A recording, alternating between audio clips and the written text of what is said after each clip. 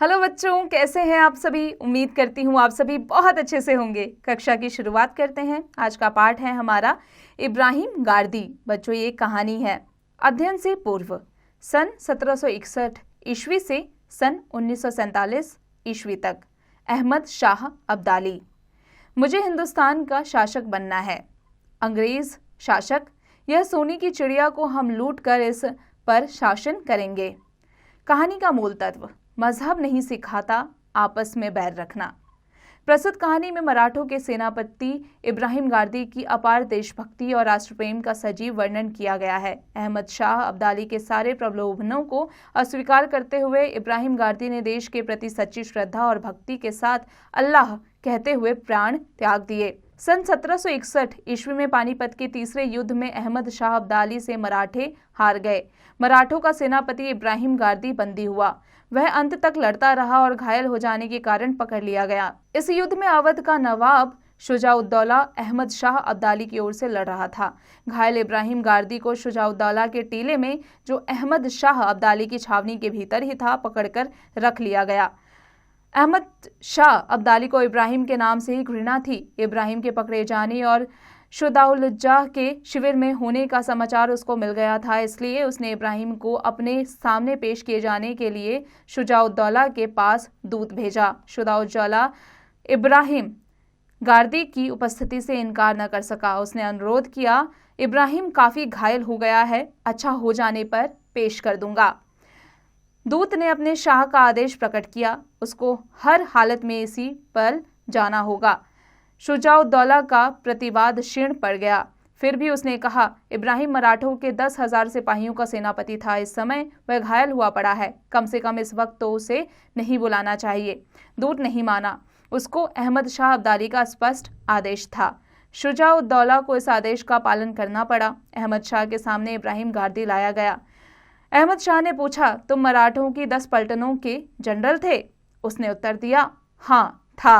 पहले तुम फ्रांसीसियों के नौकर थे? जी हाँ। फिर हैदराबाद के निज़ाम के यहाँ नौकर हुए? सही है। तुमने निज़ाम की नौकरी क्यों छोड़ दी? क्योंकि निज़ाम के रवैये को मैंने अपने उसूल के खिलाफ पाया। तुमने फिरंगी ज़बान भी पढ़ी है? सही है। मुसलमान होकर फिरंगी ज़बान पढ़ी, फिर मराठों की नौकरी की। खैर, अब तक जो कुछ तुमने किया उस पर तुमको तौबा करनी चाहिए, तुमको शर्म आनी चाहिए। घाव की परवाह न करते हुए इब्राहिम बोला, तौबा और शर्म? आप क्या कहते हैं? अफगान शाह आपके देश में अपने मुल्क से मोहब्बत करने और उस पर जान देने वालों को क्या तौबा करनी पड़ती है, और क्या उसके लिए सिर नीचा करना पड़ता है? जानते हो तुम इस वक्त किसके सामने हो और किससे बात कर रहे हो? अहमद शाह ने कठोर वाणी में कहा। जानता हूं, और ना भी जानता होता तो जान जाता, पर यह यकीन है कि आप खुदा के फरिश्ते नहीं हैं। इब्राहिम बोला, इतनी बड़ी फतह के बाद मैं गुस्से को अपने पास नहीं आने देता। मुझे ताज्जुब है, मुसलमान होकर तुमने अपनी जिंदगी को इस तरह बिगाड़ा। तब आप यह जानते ही नहीं कि मुसलमान किसको कहते हैं। जो अपने मुल्क के साथ गद्दारी करे, जो अपने मुल्क को बर्बाद करने वाले प्रदेशियों का साथ दे, वह मुसलमान नहीं। मुझे मालूम हुआ है कि तुम फिरंगियों के कायल रहे हो। उनकी शागिर्दगी में ही तुमने यह सब सीखा है। क्यों? तुम नमाज पढ़ते हो हमेशा, 5 वक्त। अहमद शाह के चेहरे पर व्यंग भरी मुस्कुराहट आई और आंखों में वध की क्रूरता। बोला, फिरंगी या मराठी जबान में नमाज पढ़ते हो? इब्राहिम ने घावों की पीड़ा दबाते हुए कहा, खुदा अरबी, फारसी या पश्तो जबान को ही समझता है क्या? वह मराठी या फ्रांसीसी नहीं जानता। क्या खुदा राम नहीं है? क्या राम और रहीम अलग अलग हैं? अहमद शाह का चेहरा क्रोध से तमतमा उठा। बोला, क्यों कुफ्र बकता है? तौबा कर, नहीं तो टुकड़े टुकड़े कर दिए जाएंगे। मेरे इन तन के टुकड़े हो जाने से रूह के तो टुकड़े नहीं होंगे। इब्राहिम ने शांत किंतु दृढ़ स्वर में कहा। घायल इब्राहिम के ठंडे स्वर से अहमद शाह की क्रूरता कुछ कुंठित हुई। एक क्षण सोचने के बाद बोला, अच्छा, हम तुमको तौबा करने के लिए वक्त देते हैं। तौबा कर लो तो हम तुम्हें छोड़ देंगे, अपनी फौज में अच्छी नौकरी भी देंगे। तुम फिरंगी तरीके पर कुछ दस्ते तैयार करना। कराह में दबे हुए इब्राहिम के होंठों पर धीमी हंसी आ गई। अहमद शाह के उस खिलवाड़ को इब्राहिम समाप्त करना चाहता था। उसने कहा, अगर छूट जाऊं तो पूना में ही फिर पलटने तैयार करूं और फिर इसी पानीपत के मैदान में उन अरमानों को निकालूं जिनको आज निकाल ना पाया और जो मेरे कलेजे में धधक रहे हैं। अब समझ में आ गया, तू असल में बुत परस्त हो। जरूर हूं, लेकिन मैं ऐसे बुत को पूजता हूं जो दिल में बसा हुआ है और ख्याल में मीठा है। जिन बुतों को बहुत से लोग पूजते हैं और आप भी, मैं उनको नहीं पूजता हूं। हम भी। खबरदार, हाँ आप भी। हर तंबू के सामने मरे हुए सिपाहियों के सिरों के ढेर के इर्द गिर्द जो आपके पठान और रुहेले सिपाही नाच नाच कर जश्न मना रहे हैं, वह सब क्या है? क्या वह बुत परस्ती नहीं? तुम बदजबान हो। तुम्हारा भी वही हाल किया जाएगा जो तुम्हारे सदा शिव राव भाव का हुआ है। चकित इब्राहिम के मुंह से निकल पड़ा, क्यों, उनका क्या हुआ? उत्तर मिला, मार दिया गया, सिर काट लिया गया। उफ! घायल इब्राहिम ने दोनों हाथों से सिर थाम कर कहा।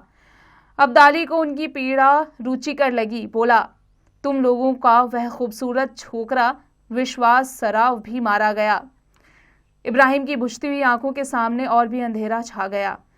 उसने कुपित स्वर में कहा, विश्वास राव मेरे मुल्क का ताज, मेरे सिपाहियों के हौसलों का ताज। उफ! इब्राहिम गिर पड़ा। अहमद शाह उसके तड़पने पर प्रसन्न था। उसकी निर्ममता ने सोचा, शहीदी को जीत लिया। इब्राहिम जरा सा उठकर भरभराते स्वर में बोला, पानी। अब्दाली कड़का, पहले तौबा कर। जहां के तहां पकड़कर इब्राहिम ने कहा, तौबा। शहीदी कहीं तौबा करता है? तौबा करें वे लोग जो कैदियों, घायलों और निहत्थों का कत्ल करते हैं। अब दिली से नहीं सहा गया। इब्राहिम भी नहीं सह पा रहा था।